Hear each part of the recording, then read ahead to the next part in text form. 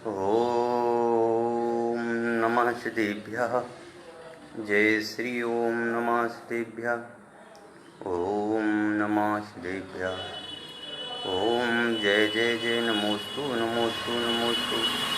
नमो अर्यन्ताणं नमो सिद्धाणं नमो आयर्याणं नमो अध्यायाणं नमो लोईशविशाहुडं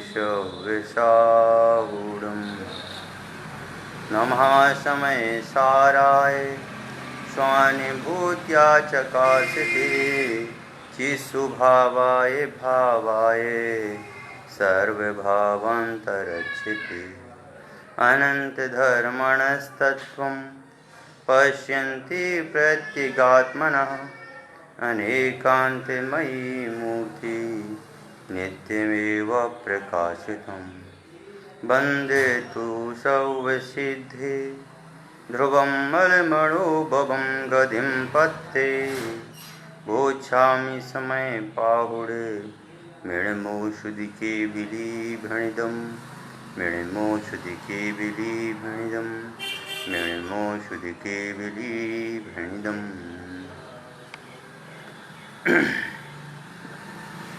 अपनी चर्चा अध्यात्म के महान ग्रंथ समय सार आचार्य कुंद कुंद विरचित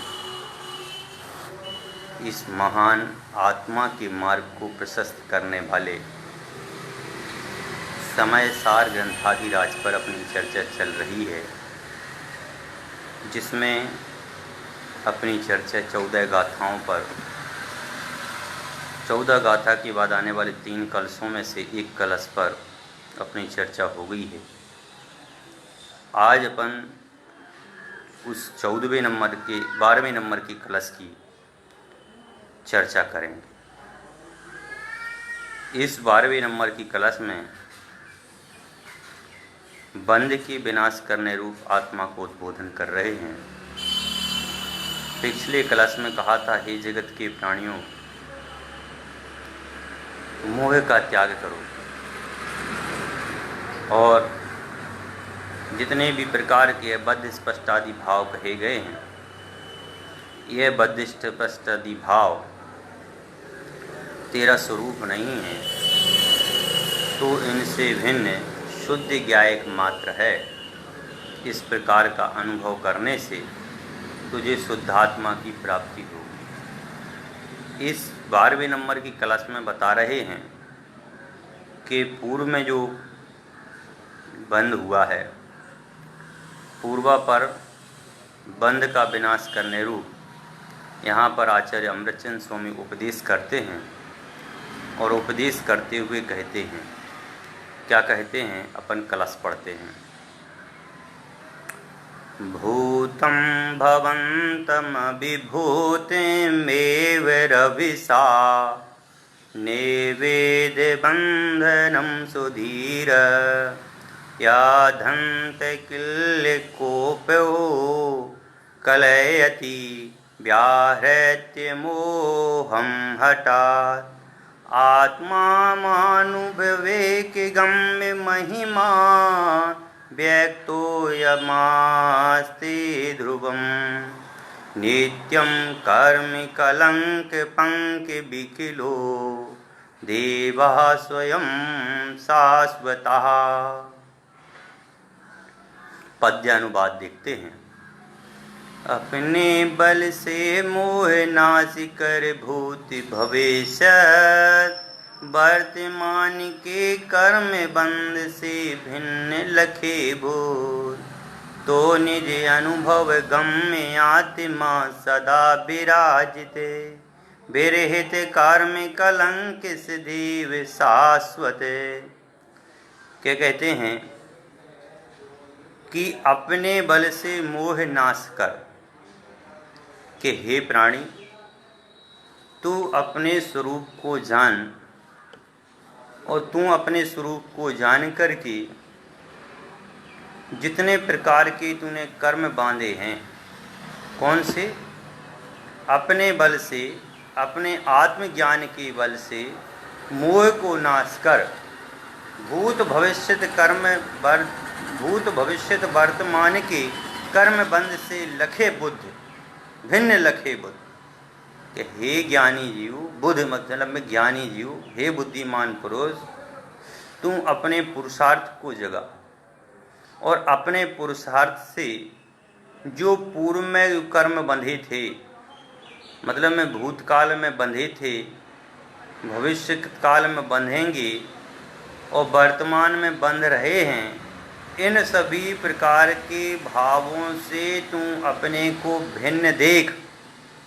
समझ गए ना कि पूर्व में कर्म बांधे हैं, भविष्य में कर्म बांधेगा, इन समस्त प्रकार के कर्मों से तू अपने आप को भिन्न देख।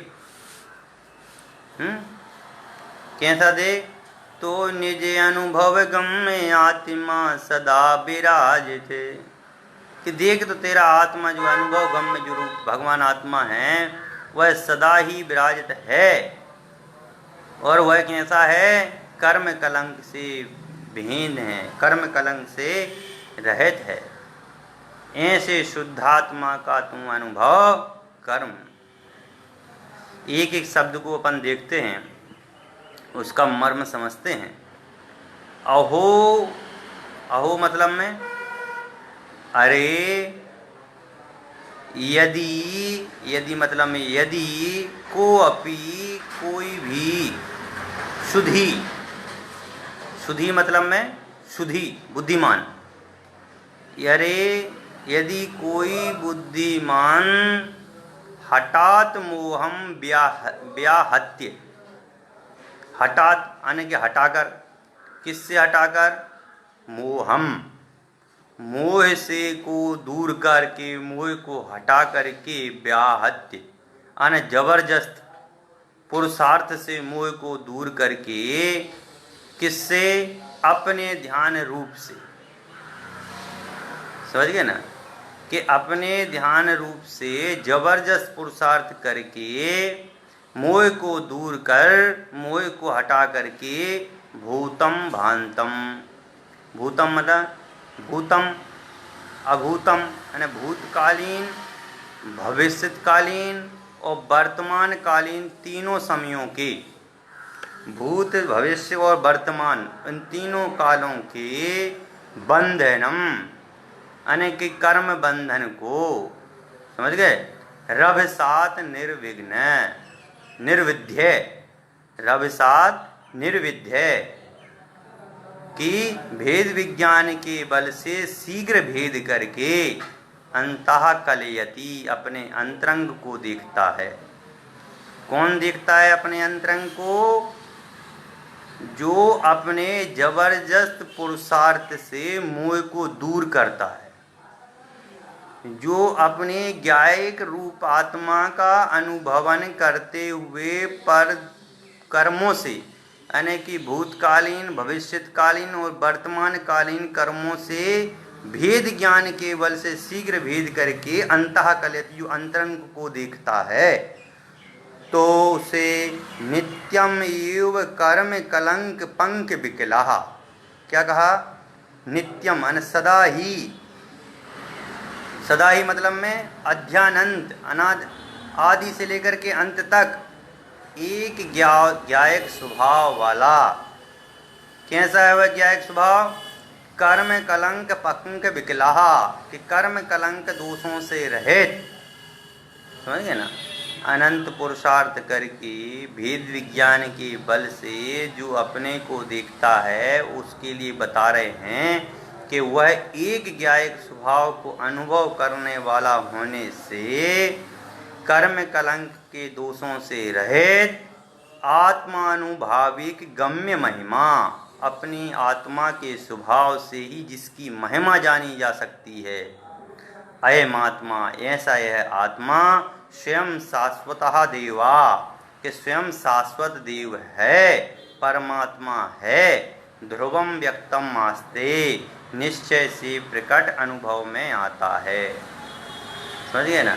इस छंद में क्या बताया गया है कि यदि कोई बुद्धिमान पुरुष अपने ध्यान के जबरदस्त पुरुषार्थ से, कोई अपने ध्यान के द्वारा अपने आत्मा को जान करके जो भूतकालीन भविष्यकालीन इन पर्यायों से भिन्न अपने को अनुभव करता है, वह जीव कैसा है? एक ज्ञायक स्वभाव वाला है। और वह ज्ञायक स्वभाव कैसा है? पर भावों से भिन्न है, कर्म कलंक इत्यादि से रहित है और सदा रहने वाला है। अपनी जो आत्मा का स्वानुभव करने वाला जो है, उसकी महिमा यहाँ कही जा सकती है। अतः ऐसा है, आत्मा स्वयं शाश्वत देव है, स्वयं परमात्मा है, निश्चय से प्रकट अनुभव में आता है कि हे भव्य प्राणियों, पहली इस क्लास में तो हमने जब चर्चा की थी, वहाँ पर बताया था कि यह जो जीव है यह मोह भाव को नाश करे।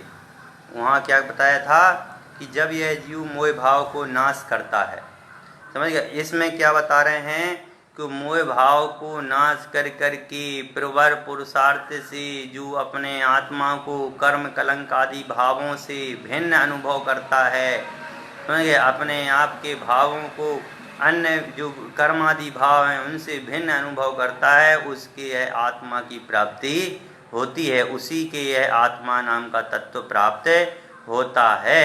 इस प्रकार की यहाँ पर बात है, बहुत ही पुरुषार्थ पूर्वक कही गई है। अब अपन को देखना है इसका अर्थ। अर्थ में क्या कहते हैं? कहते हैं हे भव्य जीवो। पिछले इस क्लास में क्या आया था? हे जगत के प्राणियों। वहाँ तो संसार के समस्त प्राणियों के लिए कहा गया था कि हे जगत के प्राणियों। आचार्य अमृतचंद स्वामी ने वहाँ कहा था कि मोह भाव को त्यागो। हे जगत के प्राणियों, मोह भाव का नाश करो, मोह भाव को त्यागो। पर इसमें क्या कह रहे हैं? हे भव्य जीवो। समझिए ना, क्यों? आत्मा तो सभी के अनुभव में नहीं आने वाला विषय है ना, सभी के विषय आत्मा सभी के ज्ञान में थोड़ी आता है, समझिए ना। आत्मा तो भव्य जीवों के होती है का मतलब आत्मा भव्य जीवों के ज्ञान का विषय बनती है, तभी तो उनको सम्यक दर्शन होता है, अभव्यों के सम्यक दर्शन नहीं है। यहाँ जो भव्य आया है तो भव्य के लिए कह रहे हैं कि हे भव्य जीवो, यदि कोई जीव भूतकाल में हुए, देखो, यदि कोई, हे भव्य जीवो, यदि कोई जीव पिछले समयों में हुए, पिछले भूतकाल में हुए और वर्तमान काल में हो रहे हैं और भविष्य काल में होने वाले बंधनों को अपनी ध्यान सामर्थ्य से तोड़कर बलपूर्वक मोह का नाश कर अंतरंग में अनुभव करता है। किसके लिए कह रहे हैं?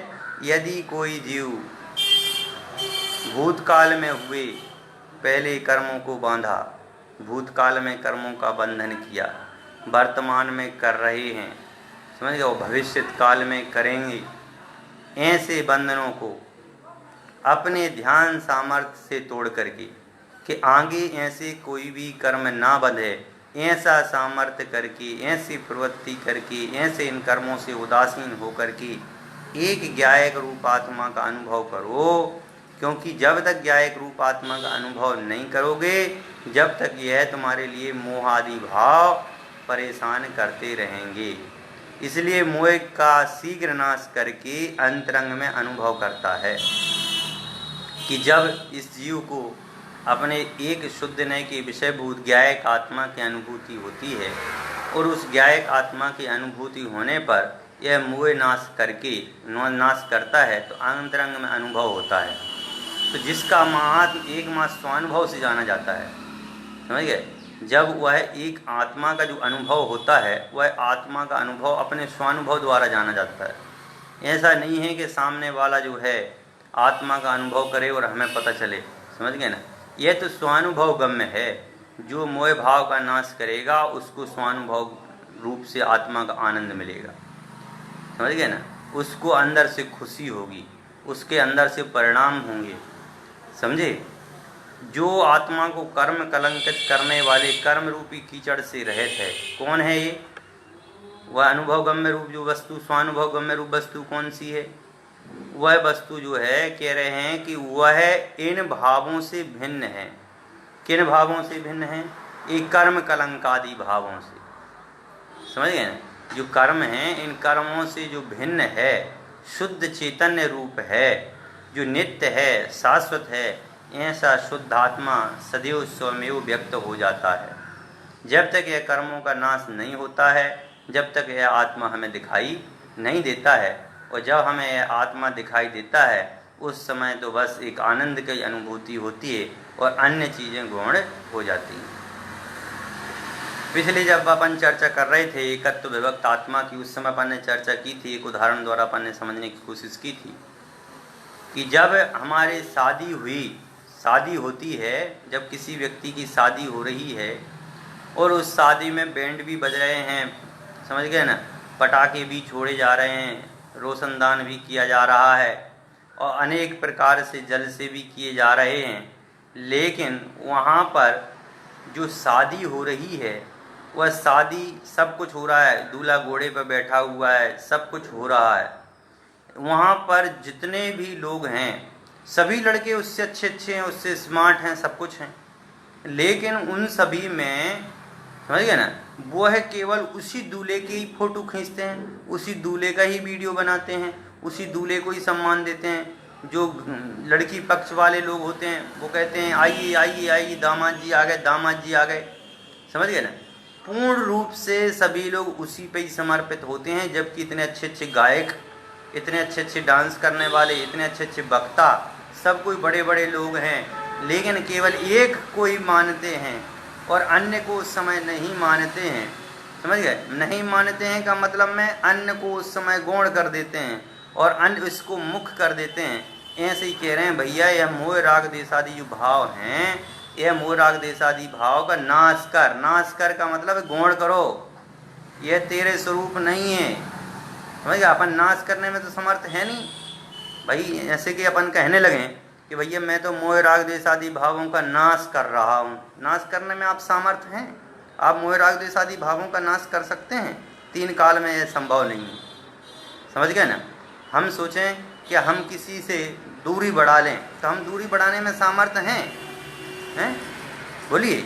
लेकिन इतना तो हम कर सकते हैं ना, क्या हम उसकी तरफ ध्यान नहीं दें। कोई दूसरा व्यक्ति है, यदि कोई दूसरा व्यक्ति बहुत बेकार व्यक्ति है तो हम उससे लड़ाई लड़ें, ये हमारी अच्छी बात होगी क्या? हमें पता है कि ये हमसे ताकतवर नहीं है, लेकिन ये मुंह ज़्यादा चलाता है, सारी क्रियाएं ये करवा लेता है, समझ गए ना। तो क्या हम उससे करवाएं क्या? कि नहीं, अपन को उससे कुछ नहीं करवाना है। अपन को कहना यही है कि भैया, कहना भी नहीं है, हमें अपना काम खुद कर लेना है ताकि उससे ज़रूरत ही नहीं पड़े, समझ गए ना। यह जैसे शादी में मुख्यता दूल्हे की होती है, वैसे ही बता रहे हैं कि शरीर आदि द्रव्य कर्म, नो कर्म, भाव कर्म, इन सभी में जो बराती हैं, बराती मतलब ये दूल्हा है, वह दूल्हा जो है इन सब से कर्मों से भिन्न है, रिश्तेदारों से भिन्न है, दोस्तों से भिन्न है, सभी से जो भिन्न है वही अनुभव करने योग्य है। अपन शादी में जा रहे हैं तो लड़के के पिताजी से माताजी से मिलने नहीं जा रहे हैं, अपन लड़के की शादी में जा रहे हैं, लड़के की शादी में लड़के की तरफ से हैं तो लड़के का ही अपन लोग सम्मान करेंगे। ऐसे ही कह रहे हैं कि जब हम ये अपना पुरुषार्थ जगाते हैं और पुरुषार्थ प्रबल होने पर जब हम यह अनुभव करते हैं कि यह कर्म आदि जो हैं यह तो कुछ भी नहीं है, समझ गए, ये तो बैंड पार्टी वाले हैं, ये तो ढोल नगाड़े वाले हैं, इनसे हमारा कोई भी लेना देना नहीं है। हमारा लेना देना तो दूल्हे से है, समझ गए ना। तो जब एक अलग ही मार्ग हो जाता है, दूल्हे रूप जो मार्ग हो जाता है, केवल दूल्हा ही दिखाई देता है और इस बारात में कुछ भी नहीं दिखाई देता है, क्योंकि पूरी बारात में 1000-2000 लोगों में एक दूल्हा ही मुख्य होता है। यदि दूल्हा मना कर दे, दूल्हा यदि शादी में नहीं जाए तो बोली वो बारात है, वो तो भीड़ हो गई है। ऐसे ही कह रहे हैं कि चाहे भूतकाल के, भविष्य काल के, चाहे कोई से भी काल के कर्म बंध हों, उन कर्म बंधों में अपने पुरुषार्थ के बल से तू अपने स्वरूप को जान और इन सभी कर्म आदि भावों को अपने से भिन्न जान, समझ गए। कि यह दूल्हा जो है इन सभी कर्मादि भावों से भिन्न है, इन बरातियों से बिल्कुल भिन्न है। समझ गए? ये बराती तभी अपना नाम सार्थक पाते हैं जब दूल्हा होता है, नहीं तो ये तो भीड़ है। समझ गए ना? ऐसे ही जब यह एक शुद्ध आत्मा का अनुभवन करते हैं उस समय अन्य कर्मादि जो भाव हैं वह सारे के सारे भाव अलग हो जाते हैं। समझ गए ना? ये कर्मादि भाव अलग हो जाते हैं। हमें किसी का नाश नहीं करना है, हमें कर्मादि भावों का नाश नहीं करना है, हमें तो कर्मादि भावों को अपने से भिन्न करना है। समझ गए ना? हमें तो अपने कर्मादि भावों को अपने से अलग अनुभव करना है कि भैया ये कर्मादि भाव हैं, ये मेरे नहीं हैं। समझ गए ना? भाई मार्केट में शराब बिकती है, 1000 लोग पीते हैं। समझ गए ना? अब 1000 लोग शराब पीते हैं, 1000 लोग शराब का नशा पान करते हैं, मैं उसका नशा पान नहीं करता हूँ। बस भाई मैं नहीं मानता हूँ कि शराब अच्छा होता है, मैं तो उसको अपने से भिन्न मानता हूँ। ऐसे जो है ये जो है कर्म आदि जो है संसार में मादक पदार्थ हैं, ये संसार में नशा बढ़ाने वाले पदार्थ हैं। इसलिए मैं इन कर्मादि पदार्थों को अपने से भिन्न मानता हूँ कि यह कर्मादि पदार्थ मेरे नहीं हैं, मैं इन कर्मादि पदार्थों को भोगने वाला नहीं हूँ, मैं तो इनसे बिल्कुल भिन्न एक ज्ञायक मात्र हूँ। इस प्रकार का जब यह जीव अनुभव करता है तो यह अपने आप में स्वानुभव गम्य आनंद की अनुभूति करता है। समझ गए ना? लेकिन जब तक यह उन पदार्थों में अपनत्वपन करता है, अनादि से मोह रूपी मदिरा का पान किया है, अनादि काल से इसको पीते आ रहे हैं, अब वो छूटे कैसे? समझ गए ना? अनादि काल से जिन्होंने मोह रूपी मदिरा का पान किया हो, जिन्होंने अनादि काल से इस मोह रूपी मदिरा का सेवन किया हो, वह जीव के यह मोह रूपी मदिरा छूटे कैसे? इसको छोड़ने में बहुत प्रबल पुरुषार्थ करना पड़ता है। जैसे किसी शराबी को कहा जाए तुम शराब छोड़ दे, वह मर पच करके शराब पीना चाहता है। क्यों? उसको शराब में ही सुख मिलता है, लेकिन सुख उसको है नहीं। उसको शराब में सुख मिलता है, लेकिन उसको पता है कि यह शराब जो है यह मेरे आंतों, मेरे लीवर, मेरे पेट, मेरे परिवार, मेरे वंश, मेरे कुटुंब, मेरे रुपया, मेरा धन, मेरा दौलत, ये सब बर्बाद कर देगा। समझ गए? वह यह सब जानता है, फिर भी वह उस शराब को नहीं छोड़ पाता है। ऐसा ही है आत्मा है, यह अनादि से ही इस प्रवृत्ति में, अनादि काल से हम शास्त्रों का स्वाध्याय करते हुए आ रहे हैं।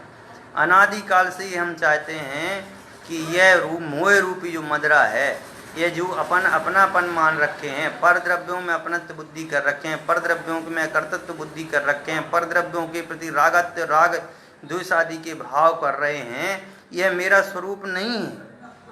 समझ गए? यह तो मेरे को भयंकर गड्ढे में डालने वाला है, यह मैं तो इससे बिल्कुल भिन्न हूँ, यह सब जानता है।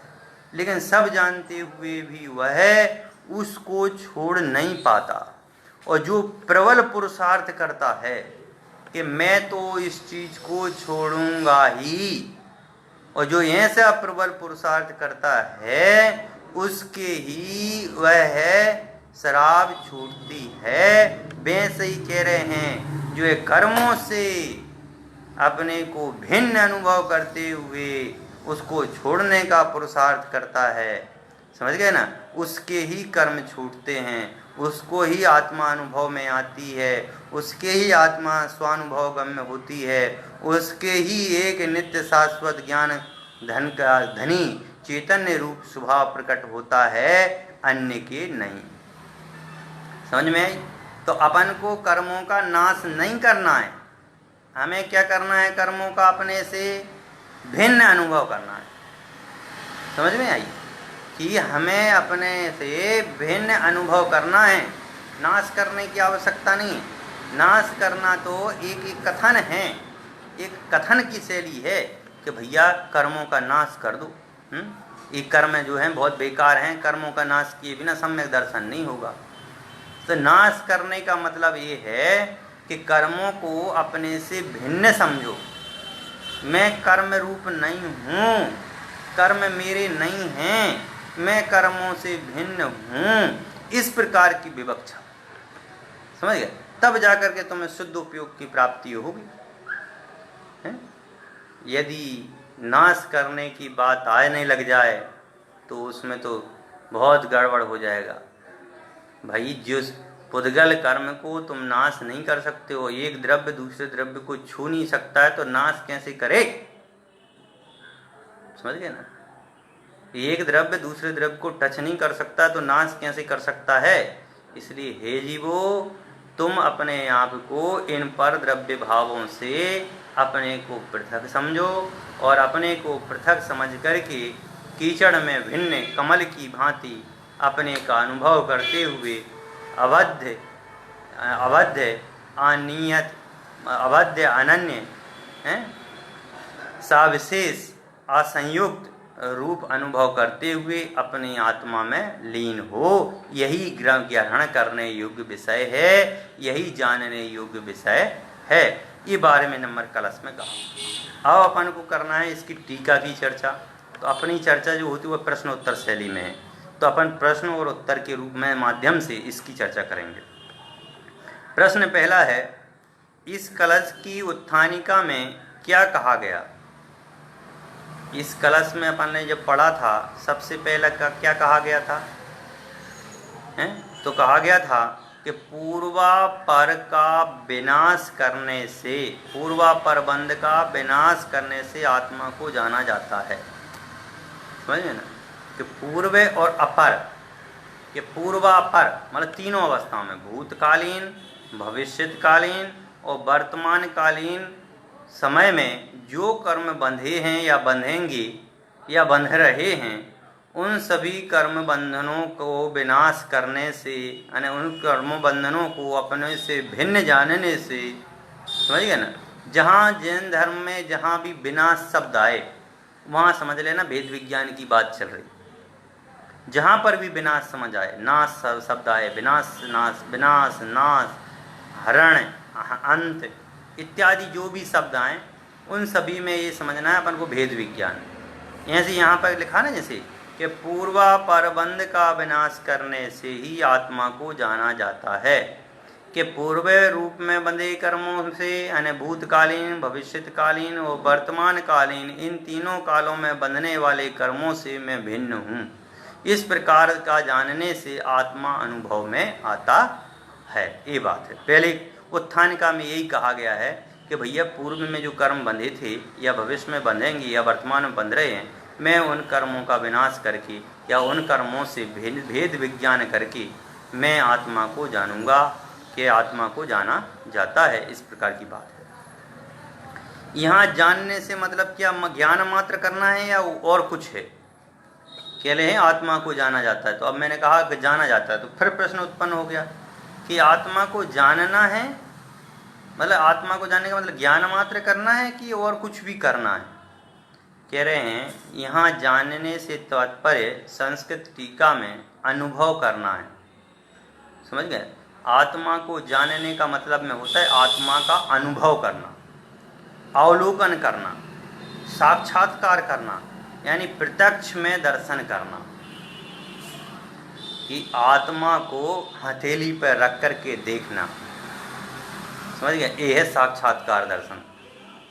तो आत्मा को जब हम इस हथेली पर रख कर के साक्षात्कार दर्शन करेंगे, तो जब यह आत्मा दिखेगा तो अन्य द्रव्य हमें नहीं दिखेंगे।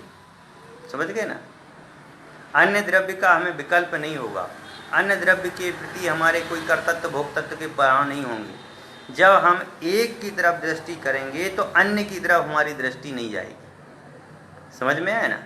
तो जब यही कह रहे हैं कि संस्कृत टीका में जो आत्मा का अनुभव करने की बात करी गई है, उस अनुभव करने का मतलब है कि अन्य पर पदार्थों से विकल्प बुद्धि हटाना, अन्य पर पदार्थों से भिन्न अपने को अनुभव करना, उसका नाम जो है ज्ञान मात्र करना है या प्रत्यक्ष अनुभव करना है। ये बताया गया है। प्रश्न नंबर 3 है, यदि कोई कौन सा सुधी मतलब में, यदि कोई बुद्धिमान पुरुष अंतरंग में शुद्ध चिद्रूप आत्मा का अनुभव करता है। कह रहे हैं कि कोई ज्ञानी धर्मात्मा पुरुष है, वह ज्ञानी धर्मात्मा पुरुष यदि अंतरंग में शुद्ध आत्मा का अनुभवन करता है, देखता है या साक्षात करता है, तो किस प्रकार करता है? समझ गए ना? ये बहुत कठिन प्रश्न है कि जो आत्मा का अनुभव कर रहा है वह आत्मा का अनुभव कैसे कर रहा है? सीधी सी बात है। जो साक्षात्कार कर रहा है वह कैसे कर रहा है? ये देख लीजिए, मेरे पास क्या है? पेन है। मैं कह रहा हूँ कि ये पेन जो है ये आत्मा है, ठीक है ना? ये उदाहरण समझना, पेन कभी आत्मा नहीं होती है, ध्यान रखना।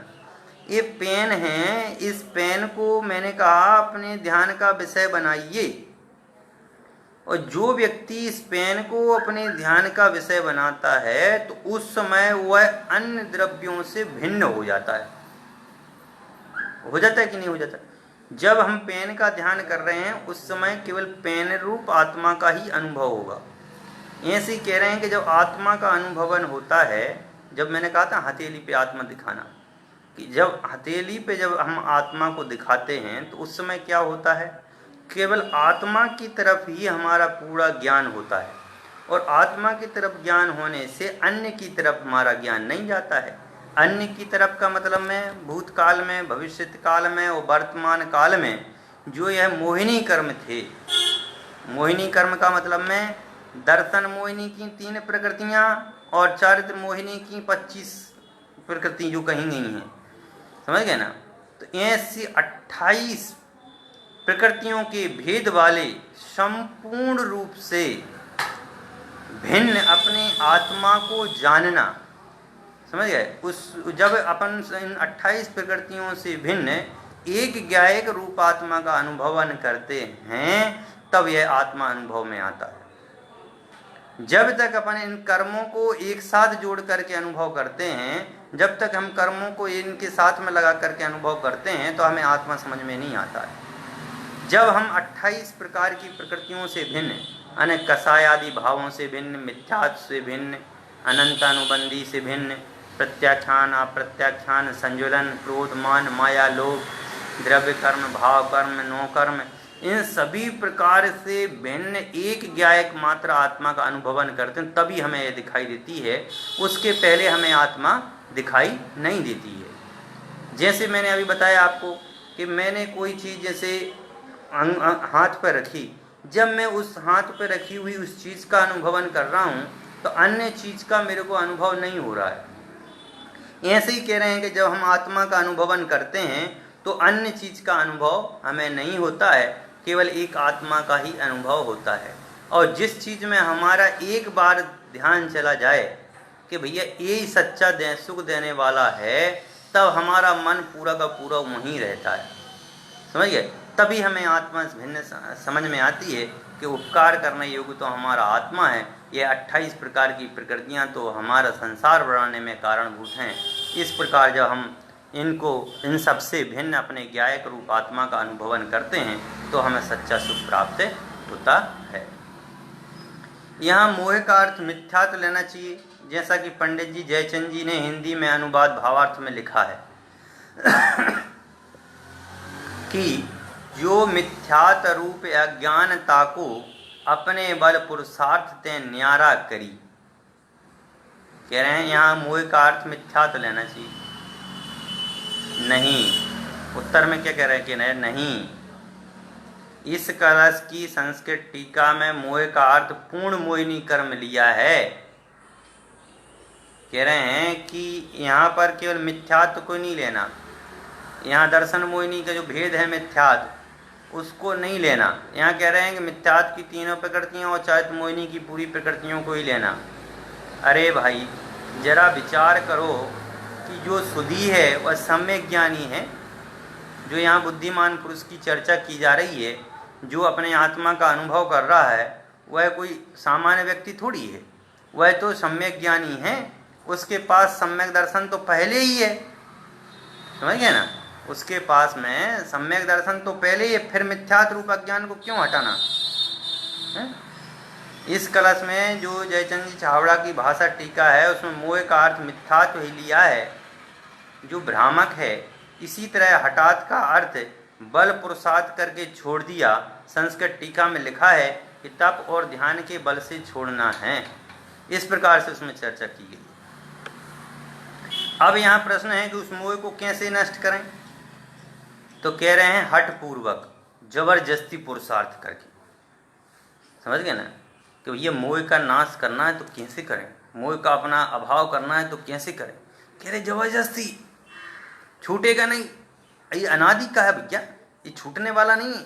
बहुत कोशिश करोगे, बहुत कोशिश करोगे तब जाकर के छूटेगा, नहीं तो छूटेगा नहीं। समझ गए ना। अरे खूब विकल्प संकल्प करोगे तब भी पे छूटेगा नहीं है। इसलिए भैया ये सब छोड़ने के लिए शराब पीने वाला व्यक्ति शराब छोड़ नहीं सकता, नशा पीने वाला व्यक्ति नशा करना छोड़ नहीं सकता। बहुत पुरुषार्थ करने के बाद ही वह उसको छोड़ सकता है। जबरदस्त पुरुषार्थ करेगा तभी उसके यह छूटेगा, नहीं तो छूटेगा नहीं। समझ गए ना। इसीलिए कहा कि भैया मोह को छुड़ाने के लिए जबरदस्त पुरुषार्थ करना पड़ेगा। जब जबरदस्त पुरुषार्थ करोगे तो मोह अपने आप छूट जाएगा। वो पुरुषार्थ कैसे हो गए सो बताइए ना। कह रहे हैं वह पुरुषार्थ तप ध्यान आदि के द्वारा किया जा सकता है। अर्थ जो है मोह को हटाने का पुरुषार्थ तप, और इसको हटाने का कोई पुरुषार्थ नहीं है। क्या हठात मोह का नाश करके आत्मा का साक्षात्कार हो जाता है या कुछ और भी करना है। कह रहे हैं कि मोह को हटाने से मात्र से आत्मा का साक्षात्कार हो जाता है कि और भी कुछ करना है। कह रहे हैं पहले संसार अवस्था में जो कर्म प्रकृति स्थिति अनुभाग और प्रदेश बंध के 4 प्रकार के समय प्रबद्ध स्वरूप में से आत्मा में बंधे हुए थे, उनको निर्जरा के बल से निर्जीर्ण करके वर्तमान में योग आदि के द्वारा आने वाले कर्म के समय प्रबद्ध को संबर बल से रोककर तथा आगे बनने वाले कर्म को उस कर्म बंध के कारणभूत योग कषाय भावों को रोका गया। चूँकि कारण के अभाव में कार्य का अभाव होता है, इस न्याय से तीनों कालों में होने वाले कर्म बंध को पूर्ण रूप से नष्ट करके आत्मा का साक्षात्कार होता है। इसमें बता रहे हैं कि पहले जो हमने कर्म बांधे थे, समझ गए ना, प्रकृति बंध, स्थिति बंध, अनुभाग बंध, प्रदेश बंध। तो जो स्थिति बंध और अनुभाग बंध था, समझ गए ना। प्रकृति बंध में अपन जानते हैं कि चारों प्रकार जो जितने प्रकार के कर्म हैं उनके भेद हैं, उनका बंधन होता है। प्रकृति बंध मतलब में, स्थिति बंध मतलब में कुछ जो कर्म थे वह आकर के कुछ काल तक सत्ता में रहते हैं। उसका एक निश्चित समय होता है, तो वह इतने समय तक वह कर्म आकर के सत्ता में पड़े रहेंगे। समझ गया। और अब जब उन कर्मों का उदय आ गया तो वह उसमें फल देंगे। तो फल देने की जो शक्ति है उसका नाम है अनुभाग। अब वह फल कब देंगे, ये सारी की सारी जो क्रिया है उसके लिए बता रहे हैं कि अनेक समय प्रबद्ध स्वरूप से आत्मा बंधे हुए थे, कि आत्मा के साथ में ये समय को एक निश्चित करके एक डोर में ये बंधे हुए थे कि इतने समय तक ये कर्म यहाँ पर रहेंगे। अब उन कर्मों को कह रहे हैं कि हमने तप के द्वारा, ध्यान के द्वारा, स्वाध्याय के द्वारा, चिंतन के द्वारा इत्यादि के द्वारा निर्जरित किया। और निर्जरित करने के बाद में जो वर्तमान में जो बंध रहे हैं उन बंधने वाले कर्मों को तो हमने संबर किया। मतलब अब जो हैं वह बंधे समय जो कर्म जो हैं अब नहीं बंधेंगे। उनको इतना अपन ने किया कि नए कर्म जो हैं अपन को नहीं बंधें। इस प्रकार का प्रबल पुरुषार्थ करके और भविष्यत काल में ना बने, इसलिए कषाय भावों आदि को रोका। इस प्रकार तीनों कालों में, भूतकाल के, भविष्यत काल के, वर्तमान काल के कर्म बंधनों से रोकना पर ही हमें आत्मा का साक्षात्कार होता है, नहीं तो आत्मा का साक्षात्कार नहीं होगा। यह कर्म बंध कब इस तरह नष्ट होता है, तो कह रहे हैं कर्म बंध नष्ट करने का एक ही उपाय है, शुक्ल ध्यान की प्राप्ति होने पर। जब तक हमें शुक्ल ध्यान की प्राप्ति नहीं होगी, जब तक ये कर्म बंध नहीं हटेगा। ऐसा शुक्ल ध्यान से क्या होता है? शुक्ल ध्यान से क्या होता है? तो कह रहे शुक्ल ध्यान की प्राप्ति के बाद अंतर्मुहूर्त में ही आत्मा प्रत्यक्षीभूत होता हुआ अनंत चतुष्टय से संपन्न निश्चित ही व्यक्त हो जाता है। समझिए, वह आत्मा कैसा हो जाता है? व्यक्त हो जाता है, बस केवल आत्मा ही रह जाता है, इसलिए उसको कहा। फिर कहते हैं उस प्रत्यक्ष अवस्था में आत्मा कैसा होता है? उस आत्मा के चित स्वरूप के अनुभव की एक अद्वितीय जानने योग्य महिमा हो जाती है। संसार में कलंक का हेतु होने से कर्म को कलंक पंक कहा जाता है। अब वह आत्मा सदैव कर्म मल से रहित, कर्म कलंक से रहित हो जाता है। वह एक लोली भाव को प्राप्त हो जाता है और परमात्मा पद में प्रकाशित होता है, इसलिए देव कहलाता है। वह आत्मा स्वयं कर्म आदि से निक्षेप होने से शाश्वत होता है, अतः वह आत्मा नित्य हो जाता है। ऐसा पुरुषार्थ करने वाला जीवात्मा कौन होगा? इस टीका में स्पष्ट कहा है कि ध्यान और तप के पुरुषार्थ करने वाला वह आत्मा बाह्य प्रकार से जो तप में निष्णात होने वाला होता है, ध्यान से अंतरंग और बहिरंग तप का तप करने वाला होता है, और 12 प्रकार के तप करने वाला परम मुनीश्वर ही इस पुरुषार्थ का कर्ता होता है। कह रहे वह जो हैं वह मुनि ही हैं जो कि इस पुरुषार्थ को कर सकते हैं और वह अपने स्वरूप को प्राप्त कर सकते हैं। इस प्रकार की बात इसमें कही है। और इसमें एक बात लास्ट में लिखा भी है कि भगवान की भक्ति करने वाला ही भगवान बनता है। भगवान की भक्ति का मतलब में है कि भगवान का जैसा स्वरूप है वैसे स्वरूप का अपने में स्वरूप में झांकना, कि जिस प्रकार ये 3 लोक के नाथ हैं उसी प्रकार से मेरा भी स्वरूप है, क्योंकि मैं स्वयं भगवान हूँ। इस प्रकार के भाव रखने से हमारे सर्व प्रकार की से आत्मा की प्राप्ति होती है, और आत्मा की प्राप्ति होने पर समस्त मोहादि भाव नष्ट हो जाते हैं, और भूतकालीन, भविष्यकालीन, वर्तमानकालीन सभी प्रकार के कर्मों का रुक करके पूर्ण रूप से निर्जरित होकर के जो आनंद की प्राप्ति होती है उसी से हमें आत्मानुभव की प्राप्ति होती है। इस प्रकार अपन ने गाथा नंबर श्लोक कलश नंबर 12 की चर्चा की। इसके बाद कलश नंबर 13 की चर्चा अपन अब कल उस समय पर थोड़ा समय परिवर्तन किया गया है, 4 बजे से रखा गया है समय, क्योंकि उस 3 बजे वाला समय में सभी जो श्रोता लोग हैं वह सोते हैं, तो हमें ऐसा लगा कि अब 4 बजे का समय रखना चाहिए। और रात में वही 8:15 बजे का लगभग समय है, 8:15 बजे स्टार्ट हो जाता है। इस प्रकार से भी अपनी आत्मा को समझें और अपने ज्ञान में लीन हों। इसी भावना के साथ अपनी वाणी को सामने नवो नभो कार्मन नभो रंता।